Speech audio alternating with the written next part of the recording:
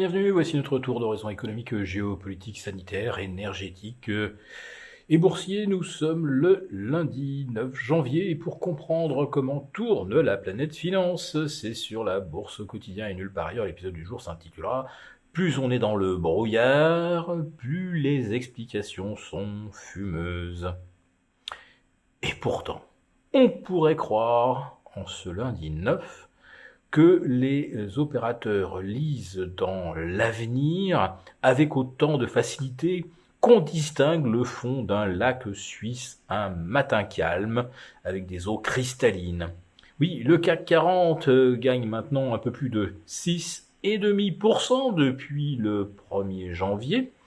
Il franchit le cap des 6009 et atteint déjà, au bout de 6 séances, l'objectif que les plus optimistes envisageaient pour fin 2023. Alors, qu'est-ce qui nous vaut une telle surperformance, alors que la plupart des opérateurs s'accordent à dire que pour 2023, bon sang, on est quand même dans un sacré brouillard en ce qui concerne la croissance, l'efficacité de la lutte contre l'inflation des banques centrales, les résultats des entreprises dont les marges vont peut-être se retrouver comprimées.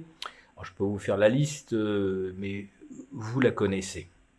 Oui, à 6009, le CAC 40 se situe surtout à moins de 2% de ses niveaux du 9 janvier 2022.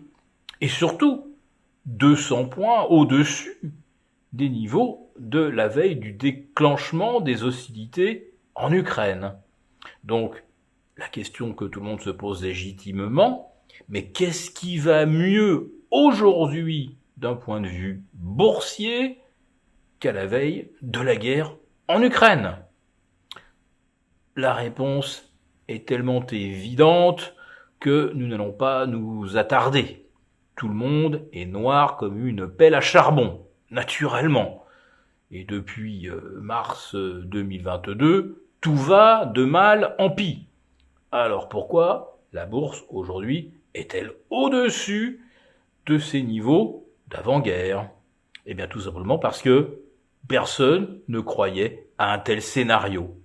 Et on nous explique que la bourse monte, grimpe le mur des peurs.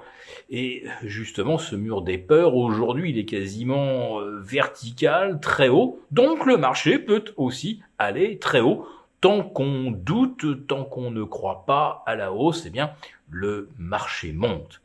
Bon, c'est à peu près aussi logique que si on vous demande ce qui va se passer lorsqu'on voit arriver une dépression et des températures polaires sur le Canada.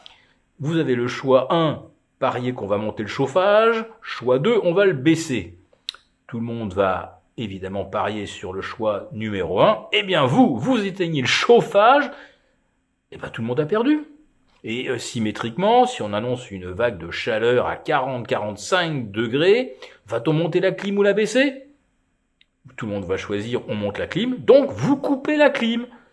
Et tout le monde a perdu, tout le monde perd sa mise en quelque sorte. Oui, c'est un peu ça la bourse aujourd'hui. Il faut tout simplement miser sur le comportement inverse de ce que la conjoncture semble justifier. Alors après ça, bien sûr, vous avez une avalanche d'explications fumeuses. Alors tout d'abord, vous avez le nouveau terme à la mode. Il faut être constructif. Oui, même si toutes les perspectives sont très sombres, soyez constructif.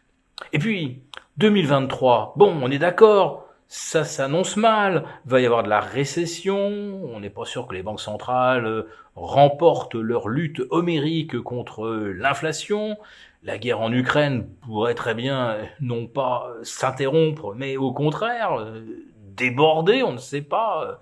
On livre de plus en plus de matériel à l'Ukraine d'ici que la Russie estime que nous sommes co-belligérants il y a peut-être pas si loin.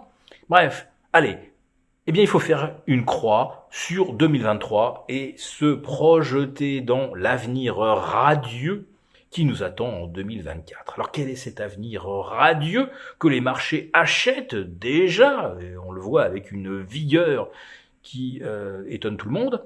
Eh bien, en 2024, les banques centrales auront commencé à baisser les taux. Et si jamais on avait subi une récession, eh bien, elles remettraient en route la planche à billets pour permettre de ressortir de l'ornière, donc des taux qui baissent, de l'argent qui redevient abondant.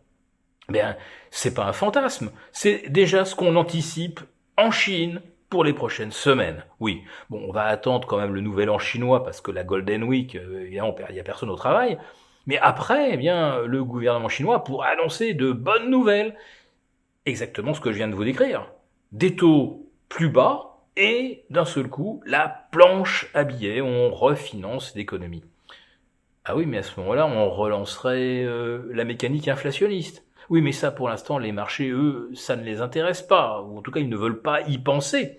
Tout ce qui compte, c'est qu'après une année 2023 sur laquelle on va tirer un trait, nous achetons les perspectives 2024 et nous ne regardons pas dans le rétroviseur ce qui va mieux ou moins bien qu'avant la guerre en Ukraine. Ce n'est vraiment plus important aujourd'hui. Bon, je pense que comme explication fumeuse, ça sera difficile de faire pire, mais en attendant, eh bien, le CAC 40 continue de grimper et de se rapprocher de ses sommets absolus. Et plus il y a de vendeurs, comme avec la clim ou le chauffage, eh bien, plus vous avez de parieurs qui se font prendre à contre-pied. Si cette vidéo vous a plu, n'hésitez pas à nous mettre un pouce. À très bientôt.